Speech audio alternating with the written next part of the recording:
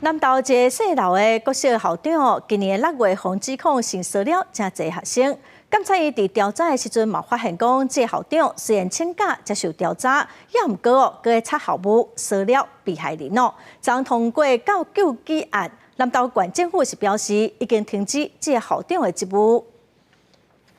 南投德山一间国小细楼的校长涉嫌长期性骚扰侪学生，今年6月有受害者开记者会指控，事后南投县府要求校长请假配合调查，但是检察院调查所发现，这个校长也搁咧指挥监督校务，骚扰被害者，也搁有甲老师施压灌输。检察院伫咧查册的时，就甲这个校长通过救济案。上的这些接触被害人，还有所谓的这个扫明带施压关说特定老师的案件。 所以我们认为他的行为已经逾越了他的这个校长的这样的职分，所以我们认为有紧急把他调离现在的这个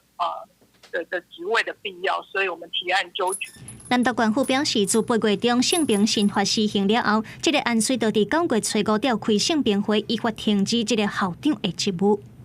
本府已于9月5日召开性平会，依据8月16号新修订之性平法35条、46条，提案决议停止刘姓校长职务。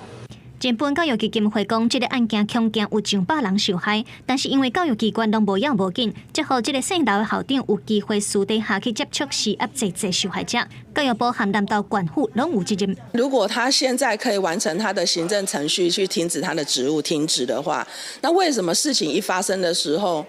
不停止？ 为什么要拖这么久的时间？尤其是教育部，他应该要给地方政府一些 support， 让他敢做这个决定。除了检察院救济涉案的校长，南投地检署伫6月初8就已经分案，含警方成立专案小组调查。但是因为这个案件时间超过20年，目前也搁咧过滤被害者。记者综合报道。